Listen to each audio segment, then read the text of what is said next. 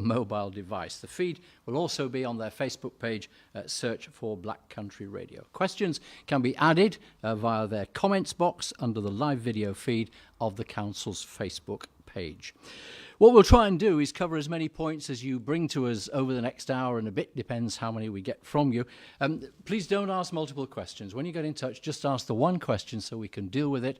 It gives other people the opportunity to get in touch, and it makes it easier for sorting things out with our panel.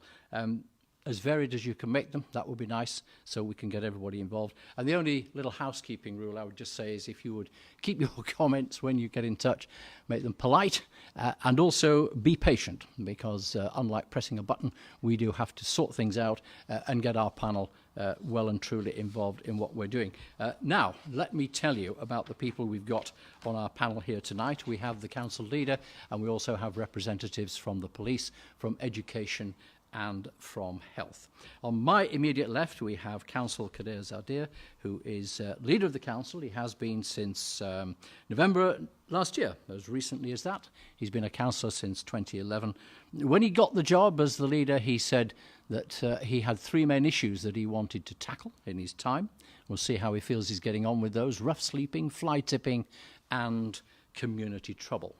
To his left, yes, it is, to his left, my left as well, Neil Thomas. Now, he's the principal at Dudley College, and that's where we are tonight, just in case you were wondering where this is coming from and where the backdrop is. We are at Dudley College in one of their conference rooms, and we are broadcasting, as I said, on the two fields. Neil Thomas has been in post since December 2017, though he has had a long and, I might say, distinguished career with the college. On my extreme right is another Neil. This one has two L's, just to make it easier for some. Neil Buckton, he is a board member of the Dudley Clinical Community Group. He's been involved in that since 2008. So he's going to take up any issues to do with health.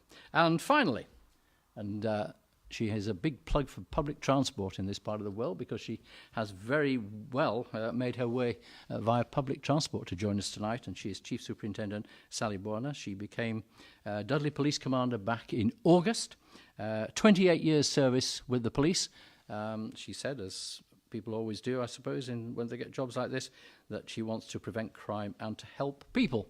And one little thing I found out about her is that she's a very good singer. I'm not suggesting for a moment that we're going to ask her to sing, though who knows, we might.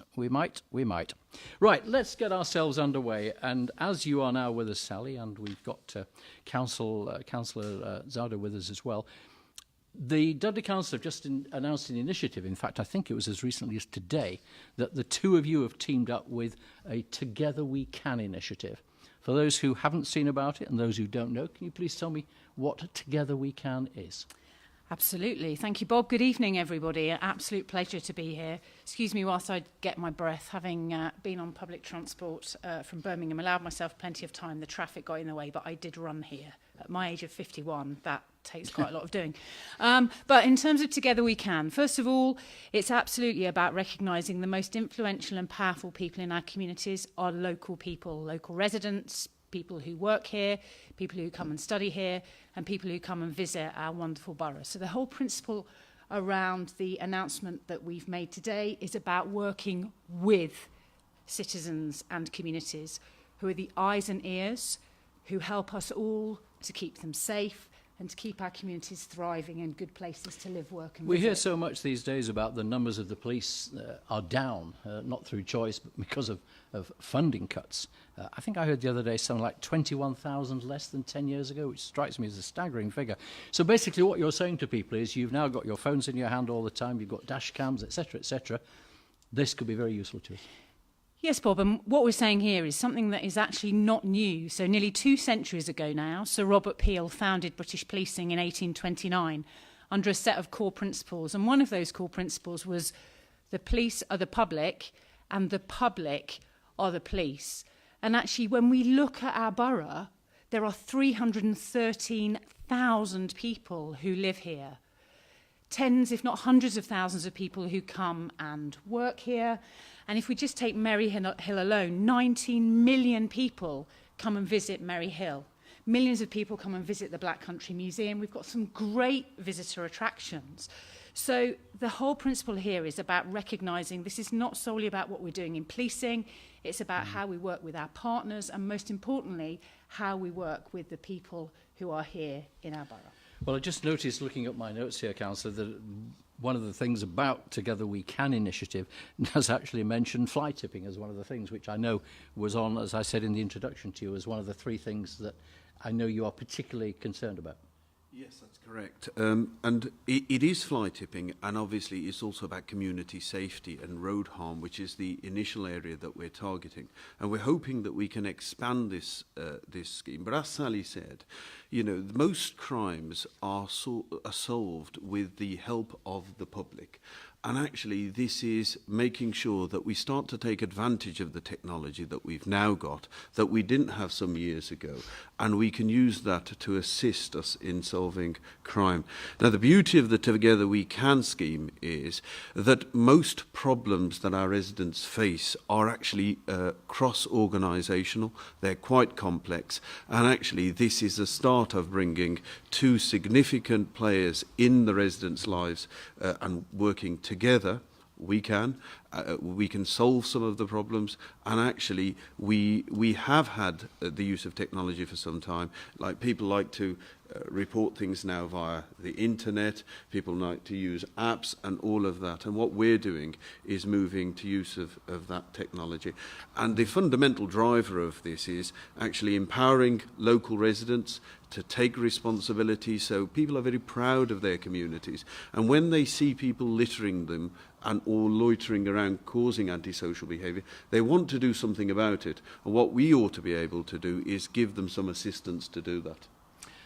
Ironically, the first message that's just come in on here from somebody who's a ratepayer in this part of the world says, what's the council going to do about the large amount of fly tipping in the borough?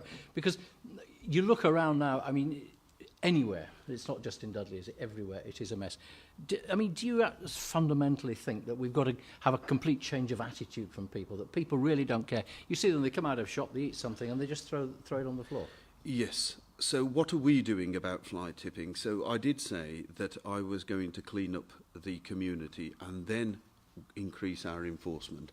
I've invested several £100,000 in what I call a deep clean programme. The deep clean programme is about targeting every single fly tipping zone across the borough. We're not going to go into dispute about who it was and how it got there. What we're going to do is clean it up. Because when people see something clean, they then take some further responsibility to maintain it and keep it clean. We are going to increase our enforcement officers to start to enforce this. So I went to a fly tipping zone myself in my own ward, and we had some rummaging of what was fly tipped. And actually what we're finding is, by and large, some of the evidence that will enable us to track back those people that are dumping this rubbish. So this is a case of we will clean the borough up, and there's a range of things. It's not just about fly tipping. So I've invested an additional resource in clearing 7,500 gullies so that we don't have flooding, because that doesn't help people see a good environment around them. We're targeting troubled trees, so those trees that are encroaching on people's properties and are hazardous. Of course, we're not in the business of reducing trees, but so it's a whole range of proposals, but we will clean up for people and then we'll hold them to account. Neil Thomas is principal of Dudley College. I mean, how much is there some onus on you as a college, not you personally, obviously, but on you as a college to say to students, don't just throw it on the floor. Put it in a basket. They're provided, the council provide them, there's every facility there. Yeah. It's getting the message across, isn't it? No, I couldn't agree more, Bob. We've got a zero tolerance of it at the college, and hopefully when people visit the college, they see that in terms of the way the environment is presented. But that is something we have to reinforce quite strongly in the opening weeks of when people join us. And I think your point before about people taking responsibility for their borough, taking responsibility for their environment, is an important one, actually. And we recognise that education plays a really important part of that. So we challenge every litter drop here. We ruthlessly pick up every piece of rubbish every day, and we challenge anyone who doesn't keep the environment right. And we hope that propagates out then into how people treat their town, their environment and their community. Is there the danger, do you think, that I don't wish to single students out and suggest they're any worse than any other group of society, but is there any suggestion or feeling, do you think, that students say, oh, well, somebody will pick it up, particularly around the college, for instance? Interestingly, we see that in the first couple of weeks. So you see people dropping litter, and our approach is to, calmly approach people and say, would you mind picking that up, putting it in a bin? And people do that, and people get the message after a while, and that environment and behaviour is maintained. But it's funny that they start from that perspective of thinking it's okay. Yeah. So I think there is a cultural thing there about getting people to take ownership and responsibility. We have some more messages coming in on our email system here, and there's a question for you, Sally. It's a very simple one. It says, how many police are on the streets of Dudley tonight? Well, I can tell you that as a total, we have 154 posts for Dudley Borough in terms of policing. That's 81 police officers, 46 police community support officers. They work 7 days a week. They work shifts across the borough. But we have more than that in terms of the borough, because we have the whole might and weight of wider West Midlands Police. We have our response teams, who are the people who you will see in the Vauxhall insignias with the blue flashing lights and the loud sirens. They go to our emergency incidents when somebody's life is at risk. So we have our investigators who investigate crime, our public protection unit officers. So in terms of colleagues specifically responsible for delivering neighbourhood policing across Dudley Borough, 154 in terms of officers and our PCSOs, because I think it's really important we recognise and we shout out for our police community support officers who build really strong relationships at a neighbourhood level with local people. Going back to the Pelian principles, the police, the public are the police. So our borough doesn't just cover Dudley as a town, we cover the whole of Dudley Borough, Sedgley in the north, Halesowen in the east, through to Stourbridge, Lye, onwards to Netherton. So that is for the whole of Dudley Borough. I may be wrong. My surmise reading this was that somebody was saying, if I drive or walk around Dudley tonight, the suggestion, I think, was that they wouldn't see anybody actually walking the streets. Because is that not how you police somewhere now? They absolutely, in terms of our teams, they do patrol on foot. I've been out on a number of occasions since I arrived here in August with our police community support officers. You will see people out on foot, but recognising the size of the borough that we police, we deploy into the areas where we identify crime trends. We assess those crime trends twice a day, and that deployment will take place, for example, where lots of people go. So it's not just wandering the streets aimlessly. We have very targeted patrol plans. I think people see it in the old style, don't they, of Dixon or Dock Green walking around type of thing. And it's the public. So many people will say, and I'm sure everybody who stops you in the street says to you, if you see one or two policemen walking around, they feel that extra reassurance, don't they? They do, Bob, and those are police officers who we see on patrol, as well as police community support officers. Our visible presence, we absolutely recognise is really important, which is why we as West Midlands Police are committed to neighbourhood policing. But it's also really important for me to share that the type of demands we're dealing with are changing as well. So there's lots of crime and criminality that takes place online, and we have to look at how do we maintain that local relationship whilst dealing with different types of demand as society changes, demand going up. We can't, and we never have been, even in the days of Dixon of Dock Green, been on every street corner 24/7. And it comes back to my first point, it's the public who are our eyes and ears, and we want the public to help us to help them by letting us know what's going on in their community. I can see people around us, and there will no doubt be people listening and watching who are thinking, who is Dixon Dock Green? Just for those of you who don't know, it was a BBC television, a very long-running series. I believe it was the longest-running television series until Zed Cars came along, and he was a very kindly constable. Never wanted promotion, did he? He wanted to remain as PC George Dixon, and he was played by an actor called Jack Warner, and people sat and watched it in their millions when there were only 2, possibly 3 channels to be watched. Not that I watched it, of course, I'm just telling you, my granddad told me about it. Bob, can I just come in and can I absolutely say to people, there are many, many PC and PCSO Jack Warners working on this borough. Yeah. They care so passionately about our communities. They know what's happening. And I am incredibly privileged to lead people who are so passionate about helping the people of our borough. Because people will go and making our talk to borough a them, safe won't place. they? Absolutely. They will tell them bits and pieces. Yeah. Neil, I haven't forgotten you down there. I will come to you just as quickly as I can. I've got a lady here. Can we use the names of the people who have got in touch with us? I'm not sure whether we can or not. Well, I'll take a chance. It's a lady called Tina. I won't give her full name then. A lady called Tina says, would you, Councillor, be happy to meet up with myself and other residents of Kings Winford Road in Dudley to discuss parking and security issues, please? Yes, Kings Winford Road, Dudley. Yes, absolutely. I have met with a number of residents about Kings Winford Road, Dudley, and actually, some years ago, we introduced the restriction, which Is it particularly bad? Is it? I think it's more to do with the hospital parking that I suspect this is related to, and we introduced some measures that made it sort of only accessible for residents. But of course, if she was to send in her details, I'd be happy to meet again. Well, I presume that we will have got them from this, so we will indeed get to her and have a look at it. Well, I'm just going to pick...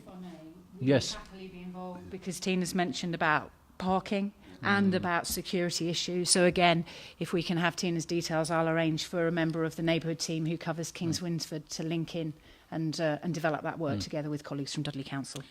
Anybody who's driven around these parts up, I think it's off Duncan Edwards Way, if I remember correctly, in Dudley, there is a huge building called Cavendish House, which now looks as though it belongs in Beirut rather than in Dudley. And Stephen Bennett has said, I've heard much in the Dudley News recently that the demolition of Cavendish House will start in March. Is this true? I mean, when we took on the council, so when I became leader, we pursued the money that is required to demolish that. Can you just, for everybody who many people won't know, just explain to us what this building was and why it's become derelict? Yes. It used to be a former B&Q building, my understanding is, and I think it was used at some point for the Department of Work and Pensions building, but it's been vacated for a significant number of years. One of the biggest issues about this building is actually it's on the highway that connects the entry to Dudley to the exit of Dudley. So in a way, you can't avoid it at all. Now, the state of the building is such that it's dilapidated. It's got windows that have been put through, and also there's an element of graffiti. What I can say to the caller is we've secured £664,000 from the LEP to demolish this building. We are now in negotiation with the company that is looking to redevelop and invest about £82 million in that area. We have every desire to bring it down by March, and we will be as robust as we can be to ensure that happens in March.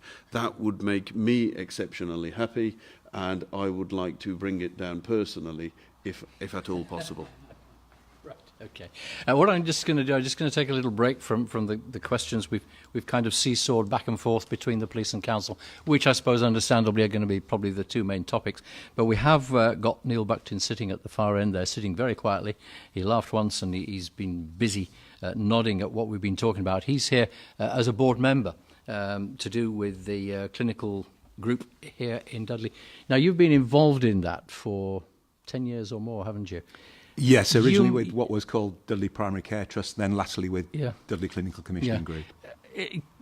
Because I don't, to be in all honesty, understand exactly what the Dudley Clinical Commissioning Group does, could you just explain that? Because my thought is we've got all the GPs around the patch and we've got one huge hospital in Russell's Hall, and we've already just had mention about the traffic situation there. So can you just give us a little upsum of all of that, please? Okay, well, essentially the health service is split into two. The National Health Service is split into two. On the one hand, you've got what we call providers, so Russell's Hall Hospital, Dudley and Walsall Mental Health Partnership Trust that provides mental health services in Dudley, so providers of healthcare, independent sector providers as well, so places like Mary Stevens Hospice, other facilities. And then on the other hand, you have what are called commissioners, and Dudley Clinical Commissioning Group and the Primary Care Trust before it is a commissioner of services.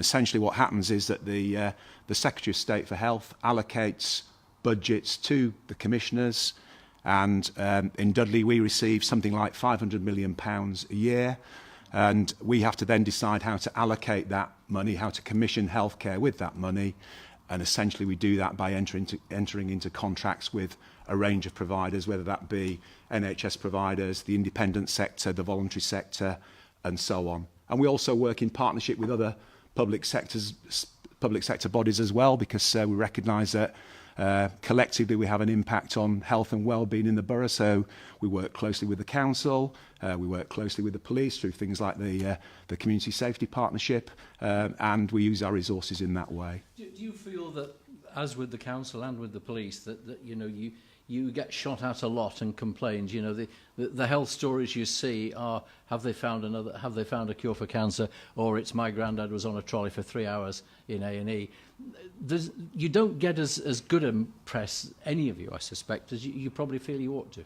Well, I think we're in organisations that have a big impact on people's lives and a big impact on the life of the borough. So it's not surprising if people get upset with us from time to time. It is pleasing when you deal with complaints or individual cases where people express what a good experience they've had of the health service. But I think the one common factor that we've got, whether it's the council or the police or the NHS, we're trying to do quite a demanding job with limited resources. So we're constantly trying to look at how we manage demand, and sometimes we have to do that in ways that doesn't always please people. Yeah. I think you could delete the word "quite demanding" from that, don't you? I mean, it is demanding every bit as much as the police is, and as what you're doing, and indeed as you, Neil, with you know, because you are bringing on the next generation, aren't you, in many ways? So, you know, you've got a very pivotal role, don't you feel, that the college's role? I mean, you've got all these wonderful buildings here that you've, what was it you're telling me, 6 you've built in recent years, and you know, the people you're putting through there, you want them to go on, you want them to achieve and do more, and you can help that. No, I mean, it's a fantastically rewarding job to be a part of, to be honest. And we're very, very aware of our role in aspiration building. And I think that is a big challenge for Dudley. I think often the aspiration for Dudley residents hasn't been high enough in individuals, in families, in communities. And we've tried to build facilities here and offer really good quality of teaching and learning that helps people aspire to be perhaps more than they thought they could be, and to, you know, go to university or get that job or move into that career and really be the best that they can be. And that's an incredibly rewarding thing to be a part of. Because, I mean, apart from the new buildings, I mean, the college and what it's doing and offering has changed markedly in the last few years. And you are now an Ofsted rated, however important you think that might be, you are an outstanding college, aren't you? We are, yeah. It's obviously fantastic to get that recognition. There's a lot of students and staff's hard work's gone into getting that recognition. But we've always started from the perspective of trying to do what's right for Dudley, really, for the local community. Each of the new facilities we've built have been in partnership with local employers in that region. Each building's been specific to a sector. So our most recent one, for example, is a new building teaching people around modern construction methodology, which is brand new curriculum, using everything from drones to virtual reality and some really exciting cutting-edge curriculum. And we couldn't do any of that we've achieved over the years without some really strong partnerships with employers in the region. Yes, sorry, and presumably there are courses that can help people into careers within the medical profession. And I know Absolutely. that you do a services one, don't you, whether it's armed services or people going into the police? We do, yeah. I mean, we have a very broad curriculum here. I mean, I think people recognise us for perhaps some of our technical specialisms here, particularly engineering and construction. But yes, we have everything from agriculture to accounting happening in the college. We've tried to make sure it aligns very much with jobs in the local region. And we've tried to make sure that we've stuck really to the technology part in our name, really. It's Dudley College of Technology. That doesn't mean all we teach here is IT and engineering. We look for how technology can bring a USP to whatever piece of provision it is we're delivering, whether it's healthcare or animal management or what have you. Technology is playing such a pivotal role in everything now, and that's what we try to bring as a bit of a USP into our provision. Just having a quick glance at the calls that are coming in, Cavendish House is featuring largely in there, as is fly tipping and is police on the streets. And just to find something slightly different, if I can, I've got one here. Somebody asking, oh, this is quite a long question, but I will go through it in fairness to a man called Tim. He says, when will our councillors, MPs and MEPs, well, that's going to end soon, isn't it, show real leadership in our community? When will they stand up against wrongdoing and idiocy and demand that our local railway of national strategic significance is no longer down for a test track, a trail of trees and a piddling little shuttle tram line, as they want, but it's finished with commuter and regional trains to start turning around David Attenborough's, Sir David, his dire warnings of the collapse of civilization and extinction of much of the natural world? Well, that is a big question, and it takes several tangents and complications, but just to keep it as simple as I can, Kadar, are you not taking railways seriously enough and giving people the service that they apparently, well, according to Tim, want? Yes. I mean, the gentleman that's written in there, I'm in constant dialogue with, and I am aware of his views around this. And certainly we are doing quite a lot around, the metro. We're working with the West Midlands Combined Authority around improving cycling and cycling routes. I'm personally leading an agenda with the environment for the West Midlands Combined Authority and how we can make sure that we reduce nitrogen oxide for cars, for example, how we can promote a greener housing agenda and how we can promote sort of more healthier well-being. I mean, one of the local things that we are doing in the council, we're investing in additional mobile air sensors so that we can start to monitor and manage areas of poor pollution. The environment is certainly very, very important to us, and we take it very, very seriously. Of course, with any complex issues, people have got varying different views on how that problem can be solved. And what we've got to do is speak to all parties and try and deliver for them. I know Tim has a very specific view, and it isn't always possible that we can deliver on everything that Tim would like us to do. But that doesn't mean that we are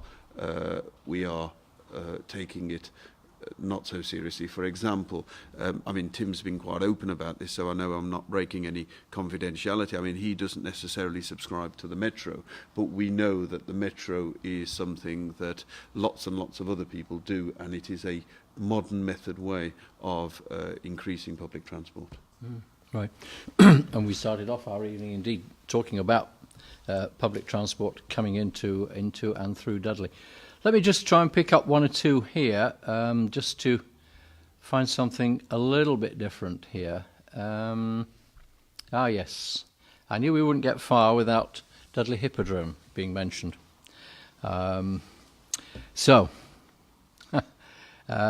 Lady here says, the local community needs a place of entertainment, such as the Regeneration. It says on Dudley Hippodrome. I think they mean of, said he pedantically, but there we go. Well, is it going to happen? I mean, I worked in this part of the world long enough to know that this story has been rumbling almost as long as I've been here. It was going to be rebuilt. It wasn't. Are you going to knock it down and give Neil another car park? No, we don't necessarily subscribe to car parks. What I do know, and I have spent some time with the Hippodrome discussion as well, is of course everybody's heart is about having the Hippodrome restored. Everybody's heart is around making sure that we can bring back to use all of the buildings that have some historical influence in Dudley. However, the investment required for bringing back to use a Hippodrome is something that the Hippodrome group themselves, even after the council have given them the keys and given them a period of time to try and secure the funding, have not been able to do that. Now, what we've got to be careful about is that we don't end up with several different versions of the Cavendish House up and around the borough. And what we've got to come forward is an exciting set of plans from a consortium that is about delivering some national leading pioneering work and bringing about £9 million of investment. And we would like to give the same opportunity to that group that we did to the Hippodrome to see if they can fulfil their ambition. So I think it's right to say that, of course, our heart is in the Hippodrome, but we have to use our head from time to time, and that's what we're doing. Yeah, because, I mean, it'd be a frighteningly costly to bring it back to anything. I mean, the argument as well would be, hey, you've got some good entertainment and facilities in Wolverhampton. You've got them not so very well. A short train ride away, you can go into Birmingham, or you can go to the NEC. I mean, iconic as the building is, yes, terrific though its history is, should money be spent on it? Well, I think, you know, the required investment for the Hippodrome, my memory recollects it was about £12 million to bring it back to some sort of a standard. I mean, there are some significant concerns from a health and safety perspective, like asbestos and other material in there that is hazardous to health.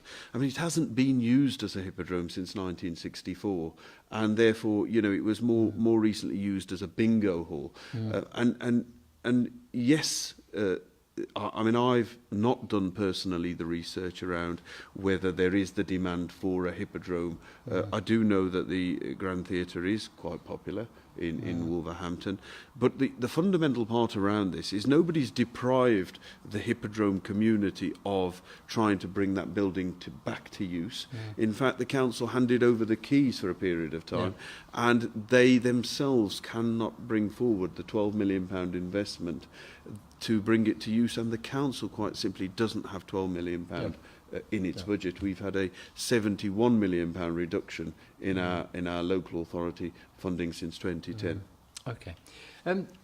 Neil, I'm not really sure whether this comes under your particular umbrella or not, but it's somebody who sent in a lady called Joanne saying about the lack of provision for autistic children. Now, she's specifically talking about a base unit school like one at Gig Mill. I don't know whether that's in this area or not. But presumably, your remit as a board member, things like provision for autistic children does get discussed. Yes, I mean, provision of services for autistic children and autistic adults is a big issue for us. We work closely with our colleagues in the council in children's services on what's called SEND, special educational needs and disabilities, and meeting the needs of both children and adults is quite a challenge. We've been doing some work on that in recent times. We've managed to expand some services to a limited extent.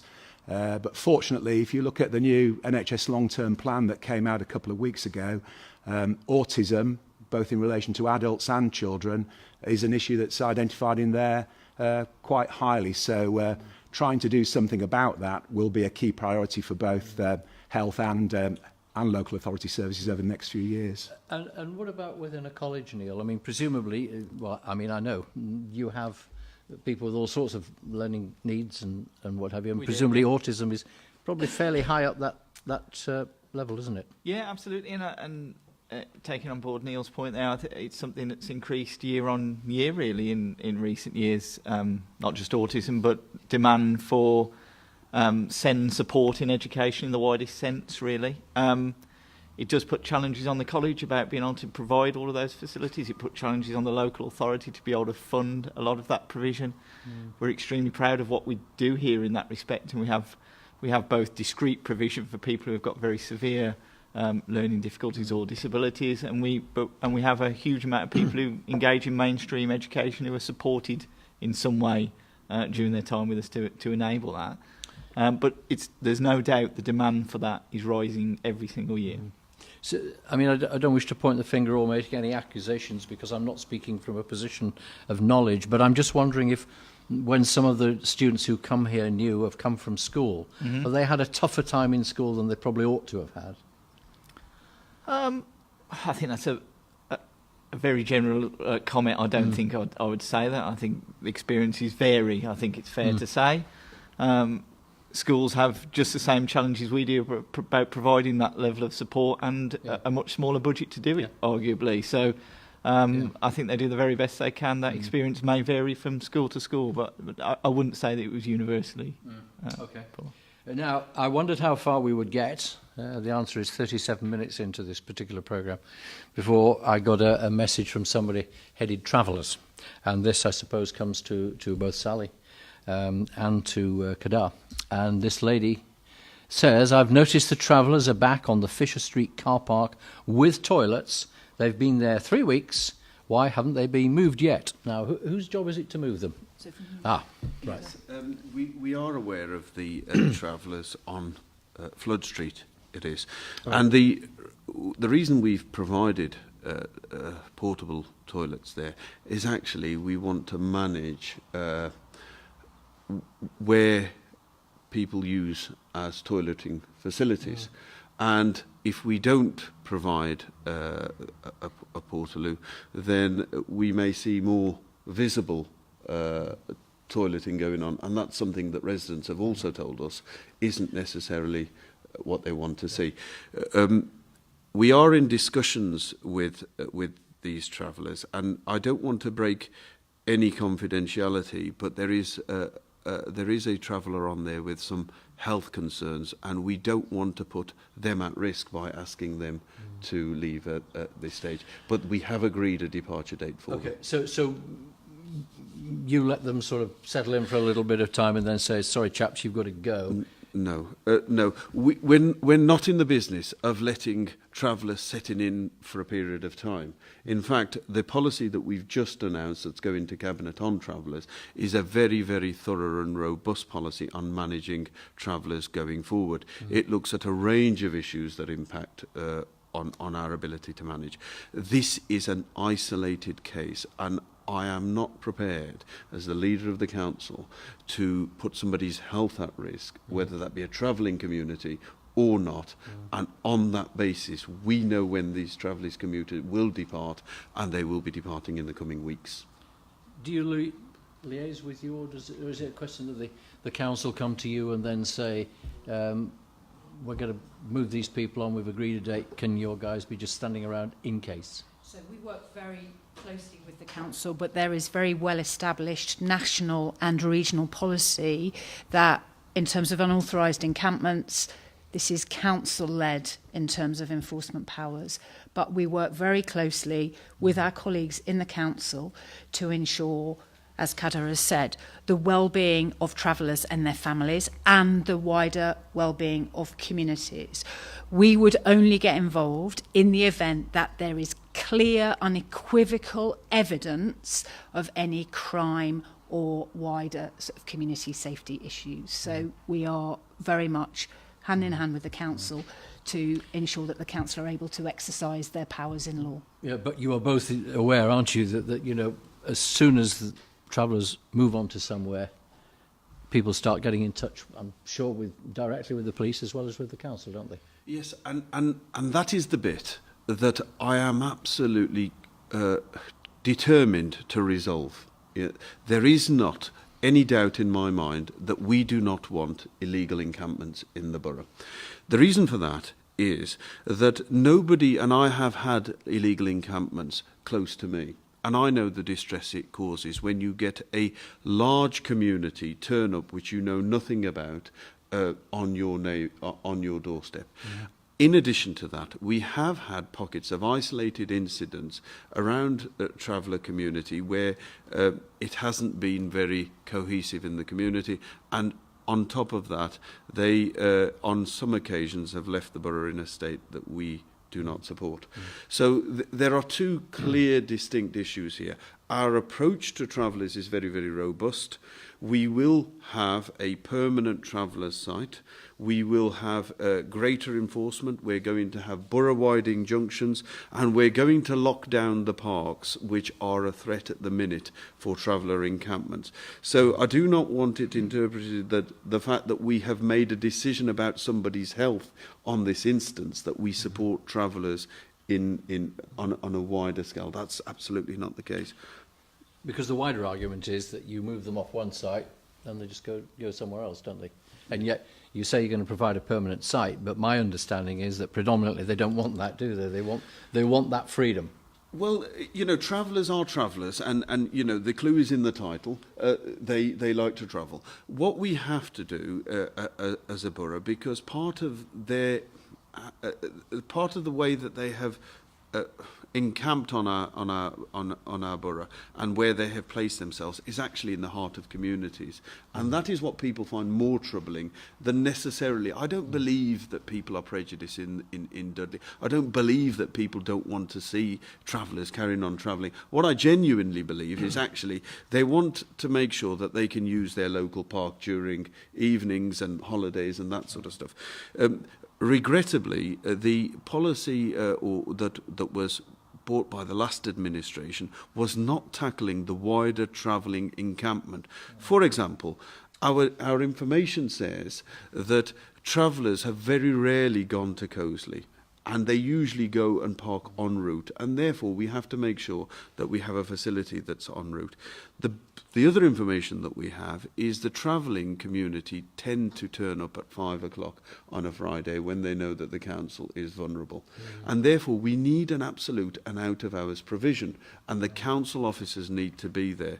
And that's what we're providing going forward. It is a deterrent for travellers that they have enclosed parks, because it means some additional effort, and therefore we will make sure that we have parks closed in consultation with the community, so that they don't end up sort of just parking up because it's easy access. A borough-wide injunction for travellers, so that what we can do is take some legal action in the event that they do embark. But we can't support a travelling site in Budden Road because it wasn't fulfilling the exam question, which was a permanent travellers site, and that was it. We want a permanent traveller with a range of other measures. So we're still committed to that.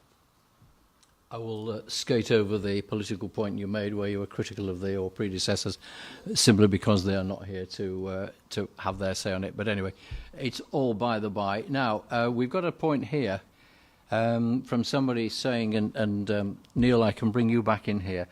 They say, we hear a lot about waiting times being too long and parents stuck between asking schools and GPs for help when the children aren't getting any, and these are for, it says, children and adolescents with mental health problems. I mean, are they having to wait an inordinate amount of time? I know everybody expects the answer that day, the next day, whatever. We did, yes, we did have quite long waiting times for children and young people who needed, in effect, mental health services, child and adolescent mental health services. Over the past 3 years, we've put additional resources into child and adolescent mental health services, well over £1 million now. But I do know from some information I was looking at only this week that waiting times have increased again. So we are going to need to do something about that as part of our planning for next year. I think one of the good things about this, and this goes back to the point that was made earlier about autism and how we're dealing with autistic adults, autistic children. The college is doing likewise. Is that people are much better at identifying these needs than perhaps they were a few years ago. I was going to ask if the waiting lists were longer because we're identifying it more, or if it's just part of a more general malaise and pressure on the NHS. I think it's because we are better at identifying those needs. I think also we do recognise now that children and young people are under the sort of pressures that they didn't experience in the past. If you look at some of the kind of safeguarding issues that we have to deal with, often social media is involved.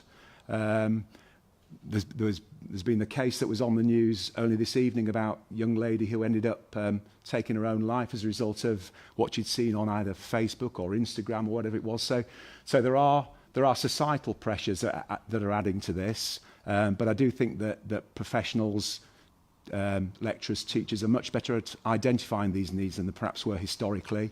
And now, there's demand in the system, and we need to respond to that.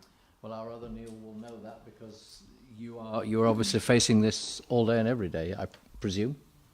Yeah, absolutely. I mentioned it before. The demand for that support is greater now than it's ever been. I echo the point that I think we're better at identifying that support need now than we've ever been. We employ a huge number of people here whose role is purely dedicated to providing support in some form or another, or diagnosing support. We are seeing a huge increase in mental health support needed for people. I would echo again the point about social media and so forth. These which are very difficult things for us to control as an organisation. Because there's only so much you can do, isn't there? They are very challenging. We see people coming to us with a wide range of challenges and problems in their lives now, perhaps wider than you would have seen 10, 15 years ago. Technology's played a part of that, but socio-economic factors and everything else have played a part in that. And it can be, before you can even begin to think about educating somebody, they've got to feel safe, they've got to feel happy in their environment. So there's a lot we have to do in that respect as education providers.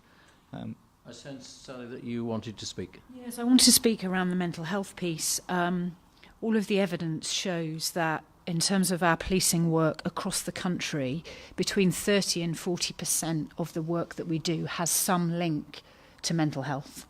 So it was very welcome a couple of weeks ago in terms of the NHS plan and the announcement, significant investment going into mental health provision, because it's a significant proportion of policing activity, helping people in need.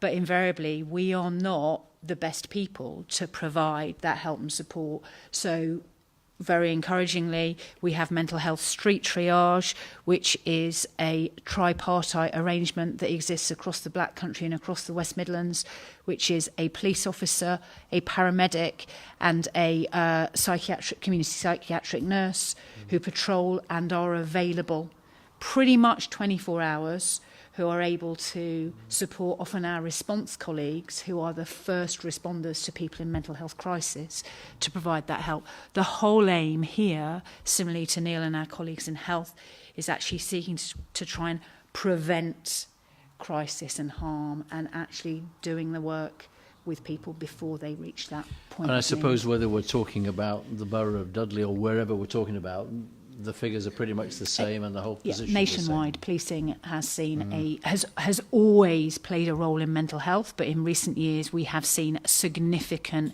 increases in the amount of incidents we're dealing with, often with people in mental health crisis. We have people who will call us hundreds, if not thousands of times a week or a month, who I think we absolutely recognise will be people that Neil and colleagues are trying to support in health. Our council colleagues in social care will be trying to help. Neil and colleagues more widely in education are trying to help. So evermore how we join up our work to help those people and help them live positive and hopeful lives. I think that the prevention element of that is crucial. And if you look at the range of services that we're all involved in, sitting around this table this evening, going through the education system, having a good experience is good for people's mental health. Coming to college, getting a skill, getting a job is good for people's mental health and well-being. Being protected from the fear of crime is good for mental health and well-being of the elderly, stopping them becoming socially isolated. So one way or another, we all have an interest in making sure that there are the right measures in place to prevent people getting mental health problems, mental health difficulties. I think one of the things that we've got to do is make sure that we have the right services available for people when they do have a mental health problem, because we can't allow the police to become the default option for people who aren't looked after elsewhere in the system. So we need to play our part in that as well. And the thing is, I mean, all four of you sitting here tonight, you're all in a position where you're fighting for budgets, you're fighting for staff and things, and every one of you can put up as good a case as the other. You know, you to provide the services, you to get people in the college, you to do your job, and you to support people. And yet they are difficult times for everybody, aren't they? I mean, and it seems as though things like mental issues, particularly with younger people, you mentioned the girl who so sadly took her own life recently. Neil, you said earlier about social media and the impact within the college. And you've got a whole team of people, I know, who work in that area. Do you need them to come to you, or are you spotting these things, or are you hoping that their friend will say, please, can you have a word with or watch so-and-so? I think it's all of the above, really. And just like Sally's point about the community and the police working in partnership, we do rely on obviously the teachers who work with our students here. You know, do form relationships with them, do understand them, can see when something's different, when something's wrong. We hope we've got a very open environment here. We've got confidential drop-in spaces that people go and talk to people, or they can flag up a concern about a fellow student or things like that. So it happens in lots of ways here. The challenge for us, obviously, is as soon as we're alerted to anything like that, to be able to rally the support round that's required for that person immediately. But yes, it's a very harmonious environment here at the college, I think, and people do try to look out for each other. And I wondered how long it would be before we got round to travellers, and if you remember, if you were with us, it was 37 minutes. We've actually been now just shy of 1 hour, and here it is, potholes. I would have been disappointed if somebody hadn't said something. Councillor, some Dudley roads are awful. Decayed surfaces and potholes. Bridge Street in Coseley is rapidly becoming a hazard, with it being a main thoroughfare for huge container lorries heading for Budden Road, which is second mention Budden Rose had tonight. I mean, potholes, it's again like you're all talking about your jobs, you know, it's painting the Forth Road Bridge, isn't it? You start, by the time you got to the other end, you've got to start again. And it must be like that with potholes. Yes, it is. And with weather like this, which sort of, you know, the inclement weather obviously doesn't help with potholes. It's fair to say that we'll never have enough money, and there are some sort of figures floating around on how much money we would need to fix every road in the borough. We will never have enough. Do you know what it would be? Not at the top of my head. No, There's but a lot. Yes, a lot of money. What is really important is that we make sure that roads are safe for people to drive on, and therefore I've made a note of Bridge Street, was it, yes, you mentioned in Coseley.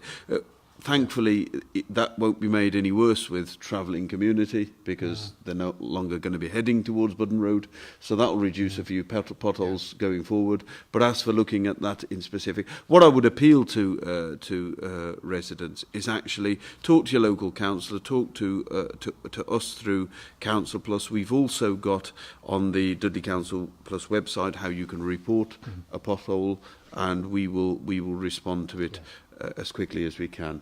We have also got a ongoing capital programme where we resurface roads across the borough.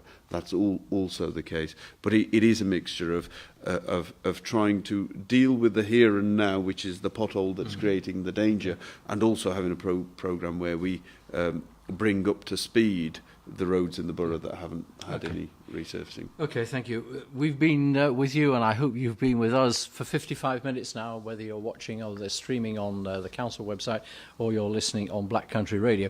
If you're just joining us and thinking, why haven't they talked about this or why haven't they talked about that? The answer is we will have done, because everybody who's got in touch tonight, we have picked the bones out of some of them, and so that we could talk about every topic. If the one thing you particularly wanted to hear or talk about you haven't heard, please look back when it's available and see, because I do assure you that we have looked at just about everything. Another topic that we were certain to get was burglaries. And this one from a lady called Jenny says that burglary in Dudley and surrounding areas at the moment is rife, whether it be vehicle or house. It appears to be becoming worse daily. What are the West Midlands Police doing to combat this? I know they're stretched, but there just seem to be no consequences for crime, which is a common enough comment, and I'm sure you will provide us with a robust defence. But in answer to Jenny, Absolutely. Jenny, thank you for your question. Burglary of people's houses is absolutely one of our top priorities, alongside violent crime and alongside organised vehicle crime. We are the police, so in terms of tackling that, our primary responsibility is about the offenders. And on a daily basis, we are arresting people for burglaries and we are bringing them to justice. Our role as the police is to arrest, to gather the evidence and to present that evidence at court. So we bring people to justice. The wider criminal justice system decides around the sentencing. And on a daily basis, not just colleagues from Dudley, but we have colleagues on our specialist teams, our traffic officers, because much of the burglary that we are seeing is part of wider, serious and organised criminal groups. So we will use a range of both overt and also covert resources to target these people. They are not just operating in Dudley, they are operating across the region and often more widely. We did see a significant increase in burglaries in our borough during the autumn months, particularly in October. But I do want to put it in perspective. When we saw an increase, that was 8 burglaries a day in a borough that has about 130,000 households. Mm-hmm. I don't say that to minimise it, I don't say that to trivialise it, because we know in policing that burglary has a significant impact on people's well-being, and it has a significant impact on how they feel about the safety and security, because the phrase goes, our home is our castle. So what is it about October then? So, well, it's not specifically around October. One of the things that comes back to targeting the offenders who are committing the offences. So a number of people have been arrested, a number of people have either gone through or are going through the criminal justice process. We had some very successful convictions in recent weeks for organised criminal groups who are now behind bars in jail. And what we are now seeing, on average, on a daily basis, probably between around about 4 or 5 burglaries a day. And we see 2 types here in the borough. We see the type of burglary that Jenny has mentioned, where people's houses are being broken into and their car keys are stolen and their vehicles are being taken. And also we see other types of burglary, which is where people's sheds, outbuildings are being broken into, clothing, garden implements. We've even had outbuildings broken into for food. That type of burglary offending is very much localised, and we target local offenders, and we've had a lot of successes in recent weeks. So, Jenny, please be assured it's right up there alongside violent crime and organised vehicle crime as a top priority. We absolutely recognise and are targeting what we call car key burglary, and my ask of the public would be to look out for suspicious activity where vehicles may be being driven into industrial units or back streets. We are seeing a sort of phenomenon, for want of a better word, called chop shops, where people are stealing vehicles to order, they are taking them off the road, they are hiding them, they are chopping them up, and they are remaking them into other vehicles, or they are cloning them. So if people are seeing strange behaviours, vehicles coming and going at all times of the day and night, please let us know.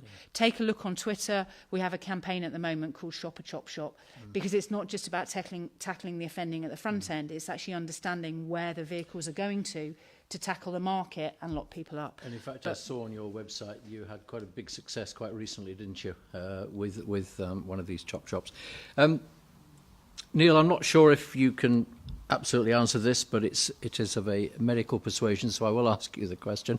A lady here called Claire says, trying to get an appointment at a GP's is getting ridiculous. You start ringing at the time you're told, then you get through, they've all gone. Pre-bookable, what I can say, appointments are for a week or a fortnight later. No wonder, now this is a good point, no wonder that people are going to other services such as A&E. Yeah, it's a very good point. It's a classic situation of supply and demand, ultimately. We've got a growing frail elderly population, growing older with more than one disease. People present with respiratory disease or asthma and diabetes. So that places an increasing strain on general practice. At the same time, in Dudley, we've got a significant number of GPs who are coming up to retirement age, so we don't have the same number of GPs that we had in the past. We're trying to do a number of things about it in terms of increasing the number appointments available, both in the evenings and at weekends. What I can say is that with the advent of the new NHS long-term plan, there's a new contract coming into being for general practice. The anticipation there is that there'll be more resources going into general practice to increase the number of GPs available and the number of appointment slots. But as your caller says, yes, what we don't want is people not being able to get to see their GP and turning up in A&E, because that just creates demand in the wrong part of the system. Fair point. Right. This one, I think, probably covers both of you, the gentleman to my left here. A gentleman called Paul says, what benefit to the people of Dudley will that autonomous vehicle scheme provide? He answers his own question. He says it's nothing. Destroy the Hippo to erect a ridiculous-looking control centre. I'm not very proud of Dudley heritage. Well, if I start off and then I'll hand over to Neil here. I mean, firstly, it will attract new technology. It will make us one of the leaders in advanced technology. We have to look at the future at the same pace as we look at the past. And therefore, because otherwise we will be left behind. And therefore, taking on something which will bring a significant multi-million-pound investment into the borough has the potential to generate further opportunities going forward, and takes on a site which, as much as, I will say this again, as much as I would like to see the return of a site or some entertainment activity, the people that have been leading on this and driving this over the past 12 months have not been able to secure the resource that's needed.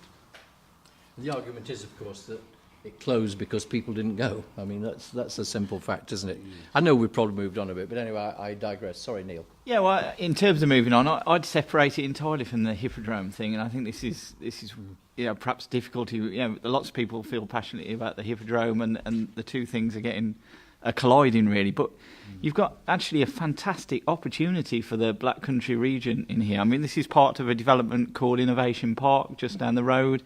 That could potentially have a presence from Warwick Manufacturing Group leading the way internationally on piloting very light rail innovation. That's the first of its kind. It could have a base for autonomous vehicle piloting work. And bear in mind, two of the leading companies nationally for autonomous vehicle production are based in this region. All of that's bringing more manufacturing and jobs into the region. On that same part, we very much hope there'll be an Institute of Technology, one of the government's first pilot institutes for giving local people access to higher education in way more cost-effective ways linked to local jobs. There are bigger picture things here about the regional productivity, the opportunities for people in the region, and I think we've got to start having those conversations and separating them from a conversation about the Hippodrome. I mean, we mentioned a little earlier, didn't we, that how the college and how it performs and what it does has changed so much. And people either don't realise or forget that, of course, you've got connections with so many people out there now, haven't you? Absolutely. That is fruitful for the college on a day-to-day basis and for its students. Absolutely. And we see our role about being about providing and contributing to the regional productivity of the Black Country and the wider West Midlands. We're not here for delivering training for training's sake. We're here to work with those industries, to help those industries to innovate and to develop and to do great things, because then they'll want to employ more local people in higher paid jobs that we'll support in training. There are some significant opportunities for the region here, and it's actually potentially one of the most exciting times for Dudley that I can remember, and I've lived and worked and studied here my entire life. So I think there's a lot of exciting things to get behind, and whilst there are challenges to that and difficult conversations to be had, we've got to look at the big picture. And I think, if I may add, I was reading something the other week. Dudley is the fastest growing economy of any area in the region. That's something to really shout about, because as Neil and Kader have said, that creates jobs, that creates opportunities, it then creates hope and optimism. It means that people can lead healthy and fulfilling lives. So it benefits individuals, but it benefits our borough as a whole as well. Before I move on to something that is related to all of that, I was just going to say to you that from your point of view, that if people are feeling that where they live is progressing, is moving forward, is giving them opportunity. I wouldn't say it changes your job, but it certainly makes it a hell of a lot easier sometimes, doesn't it? And safety is a big part of that. And if I may, Dudley is the safest borough per 1,000 population of any borough in this region. Again, that's something to shout about. We're not complacent around that because there's a lot more we can all do. But when places are safe, people come and invest, which creates jobs. So it all links. It all links together.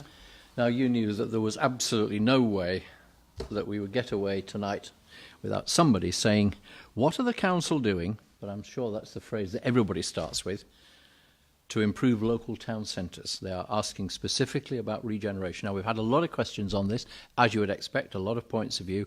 I just take that as a random statement to offer to you, Councillor, what are the council doing to improve local town centre? Yes. I mean, the high street is a challenge for every single town up and down the country. And that isn't about the local authority, that's about consumer behaviour. So, for example, more people are now shopping online than ever before. And when we, I think this was the rare occasion this Christmas where actually there was some rise in people actually going to shops to buy, because historically the trend has always been about online shopping. It's increasing, and high streets are reducing in size, and a lot of that is because of the convenience that it offers online. What we are doing though is we are pulling together, and we haven't announced it, but I'm happy to announce it in the spirit of making sure that we're transparent in our responses, is we're taking on board a model that's used in Preston. And it's called the Preston model. And what that does is it grows its local economy. And the way that it does this is that it starts to work with everyone across the borough to procure and purchase services locally. So we're looking at adding social value. Because if we can start to encourage the local economy to grow, for example, I know the health service is a major partner who spends millions of pounds, and it's whether we can bring some of that back in. The local authority has already identified a social value in its contract. The same with the police, the college, and various other business partners. So what we need to do in terms of growing the local economy is implement that model. We have done significant work around that. We are working with a partner that has done work with the Preston model around implementing. We have a launch meeting which we've invited all of our partners to start and kickstart this process. We've done a lot of work around spending analysis and consumer purchasing behaviour, and we are going to start to change our contracts in the council so that we have a greater emphasis on social value. Because if we can start to purchase within Dudley, manufacture within Dudley, and start to do more things in Dudley, what that does naturally is it increases the local economy. Because, a decline is normally over a period of time, isn't it? And people don't notice this. It's only suddenly when they stop and they go, what's going on? I wasn't around here at the time, but when they built Mary Hill, for instance, that must have had a huge impact on Dudley. And yet now, as you say, because of people shopping online, so many places have closed there. Yes. Within the Mary Hill shopping complex. Yes, it is. It is about consumer behaviour and actually the convenience of shopping online. We have in the past heard that the free parking is something that attracts people to Mary Hill. In the town centre now, it's free parking in the day and in the evening. Actually, that hasn't had a major impact on footfall. No. So the figures don't necessarily say we've had an overwhelming attendance. And I think there's another role about more people actually want to live in the town centre than they have ever wanted to do. So I do think that it's about redefining the town centre as somewhere to live as well as somewhere to shop. And the final point that I would make is what people are looking for in town centres now is more of an experience necessarily than they are of purchasing. And the Black Country Living Museum is a really, really good example of an experience that's grown and attracts consistently thousands of visitors, and it has a program of development of extending that. And it's those sorts of things we need to think about. We can't assume that people want to do window shopping anymore, because people don't necessarily want to do that. Okay. I was just going to take on a message that come in here, which you pretty well covered about the boarded up buildings, but there's a second part, Sally, I can actually ask you about. It says that when these buildings are left, they're unsightly and they attract crime and drugs. Is there evidence to support that? Well, we work really closely with colleagues in the council around buildings that are empty, you know, because, yeah, we do find when places are empty or are derelict, it will draw people to them. But I think we talked earlier on around Cavendish House. That's a really brilliant example of the council and the police working closely together to actually prevent problems there, which actually then reduces demand on us, means we can focus our finite number of resources to be tackling other things. So it comes back to my point earlier on. Our ultimate aim is working with partners and communities to actually prevent problems happening in the first place, rather than reacting to the stuff after the event. There was a town centre some years ago, and I've just been trying to remember where it was, and lots of teenagers were congregating at night, and they couldn't get them to move, so they started piping Barry Manilow songs around there, and all the kids just disappeared and never came back. So But little, if I may, it's a really interesting one. I little think cruel on Barry Manilow. No, but there we go. well, very cruel on Barry Manilow. Yeah. I think too often young people get a bad and very unfair press, because actually young people are the future of our borough, they're the future of our society. The majority of young people are doing really brilliant stuff. And often we get calls around young people who are hanging around. Now, we know that young people will tend to congregate in groups because they feel safer. And actually, it's only when they're doing stuff that is causing harm to people or making them feel threatened that we would look to get involved, because, you know, young people hanging out is something that has existed forever. And I think there's a bit here around communities across the age ranges understanding you know, different demographics, and actually shouting out positively about our young people. So that's someone else to add to our list tonight of people getting a bad press. Who are these people? Right. I have a note here again for you, Councillor. Are you going to bring back Speedway to the borough? Apparently a lot of people have asked this question. So just generically, I ask you. Yes. Where are we? Yes.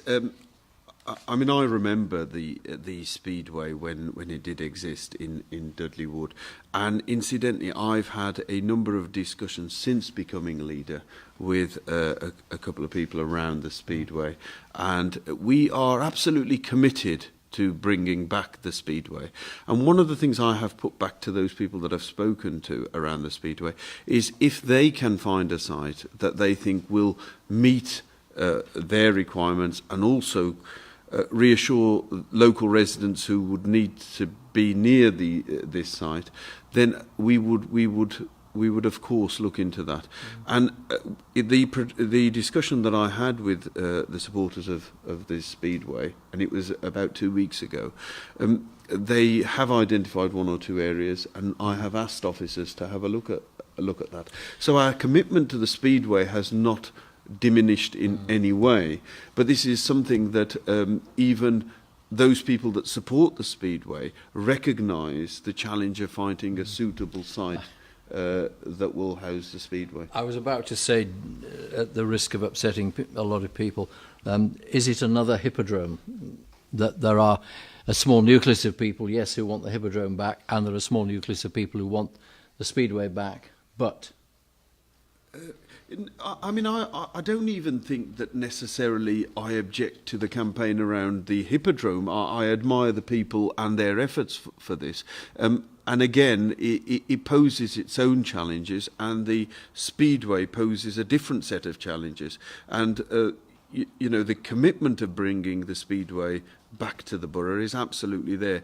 The challenge, which is a very real one, is finding a site that meets the requirements of those people who want to host the Speedway, those people who want to attend Speedway events, and neighbours who who may need to live near it. And in all fairness to the Speedway groups that I've spoken to, they're very, very sensible and recognise that that is a real challenge. Talking of challenges, this one from a lady called Carol says, why can't we have proper recycling bins in Dudley? I don't know what an improper cycling bin looks like, but presumably you do. Well, I can tell this young lady, hot off the press, that we intend to introduce into every single ward, which is, the constituency borough, recycling bins, and on top of that, multiple bins up and down in every single town. Recycling is a massive part of our agenda, and part of our Deep Clean programme is about working with charities so that instead of collecting items that would otherwise be disposed of, it's whether we can recycle those too. So the lady that's written the question can be assured we've put some money in the budget of proper, and I think what she means by proper is actually segregated recycling, and those are exactly the bins that we've commissioned for every part of this borough, and we've identified the budget for that. One of the things we've sort of talked around this evening has been decision makers, and though all four of you make decisions, like everybody, we're all answerable to somebody somewhere along the line, aren't we? Neil Thomas, if you had to say to the decision makers about Dudley, what it's like, the problems you face, the money you need and why, what would you say to them? Well, I suppose it's very easy to say, can we have some more money, please? But that's the easy thing, and there probably isn't any more money. Otherwise, it would already be here. I think one of the challenge, because we're so often affected by national policy decisions, is actually the lack of freedom to apply that in a regional context. And whether that's about what happens with education, or how money chooses to get spent, or what services are available, and so on. I think it would be, and obviously we're very much hoping for more of this now that we're in a devolved combined authority now, that there's much more freedom given to us to be responsible for that pot of money ourselves, and to distribute that in the way that's most needed for this region, rather than that being dictated necessarily by national policy. So I think the freedom to do the right things for our region in the right ways would be my. This, of course, is why so many people, particularly in the last few years, have pushed for devolved government, haven't they? Would it actually make any difference, do you think? I certainly hope so, and I've seen a lot of very good positive signs in the very early days of working with the West Midlands Combined Authority. Really tangible things about how we can bring back re-education for adults, which is something that's been sadly lacking, I think, through national policy. So I'm seeing positive things, and I think it is an opportunity. It's only an opportunity that's really effective if we all, everybody around here and everybody else works together to make it happen. But the opportunity to do the right things locally is a great thing. Councillor, what would you be saying to the people who say no more money for the council? What I would say is we as a council since 2010 has seen a real terms cut of £71 million. £71 million that we would have invested in frontline services has been taken away from this local authority. The sad thing about this, and I've written to the Minister about this recently, is actually the way that the money is taken out of this borough is disproportionate, because it is not on a level playing field with places like Surrey, which we quote quite often, where they've had a lesser cut than we have. The issue that we face, obviously, is rising expectations of local authorities, growing demand, a bit like what Neil said, our social care provision for an elderly and ageing population with complex needs is one that we need to service well. And one of the ways that we can and we have moved forward is obviously looking at efficiencies. But, we've had a significant number of years of driving out efficiencies. I think we are at the point now where we are having to consider driving out services, which I'd like to think is not what the government set out to do. Okay. And of course, budget consultation ongoing for another 4 days, isn't it? Right, before we finish, Neil, if you could say we need more money within the NHS and ancillary services, what would your argument be? Well, I think I'd echo what Neil said, that whatever resource we're given, we want to be able to spend that in the way that we think is most appropriate for our local population. And I sometimes think we're over-regulated. We're allocated budgets. We're told exactly what we're expected to do with those budgets. In some instances, that's the right thing to do. So we're told we have to spend more money on mental health. We've already discussed this evening why that's important. In other instances, it's maybe not so appropriate. And I think it would be better if we were all held accountable to our local population through events like this. This is all about accountability, than accountable through some kind of spreadsheet that we've got to send off to Whitehall on a regular basis. Right. So more self-determination locally, an ability to share our resources in a different way and be held accountable to local people.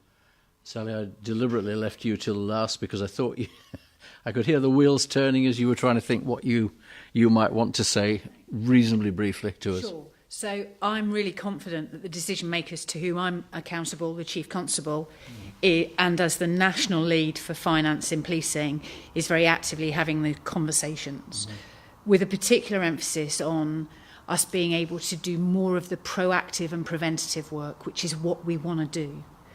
But I kind of wanted to finish my bit by just focusing on the things that I, as a senior leader and the senior police officer for this borough, can absolutely directly influence.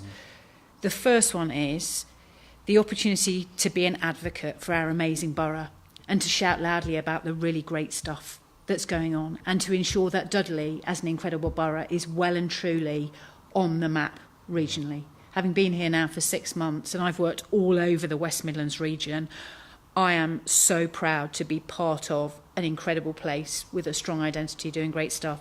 And the final bit, which is absolutely in all of our spheres of influence at this table and beyond, is continuing to build on the really strong foundations of partnership working, because we all have resources, we all have relationships with the public.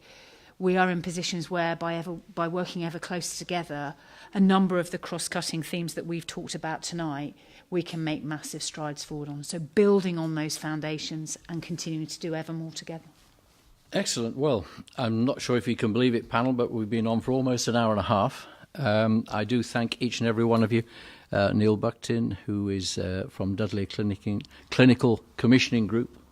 Next to him is Chief Superintendent Sally Borner, who's the Dudley Police Commander. Is that your correct title? It'll do, will it? Yeah, yes, that's okay. fine. You know how we try and truncate long titles. At the extreme left, there is the college principal. We've been broadcasting to you from Dudley College, as I think I mentioned a little earlier. Neil Thomas, who is the college principal, and last but by no means least, Councillor Kadar Zadar, who is leader of Dudley Council. We've covered an awful lot of topics in the hour and a half. I hope you found it being useful, whether you've been watching us online or whether you've been listening on Black Country Radio, which is where we're about to return to. I just think we all deserve a big round of applause, metaphorically speaking, that is, because we haven't once mentioned BREXIT tonight. Clive in the studio, it's all yours. Thank you very much.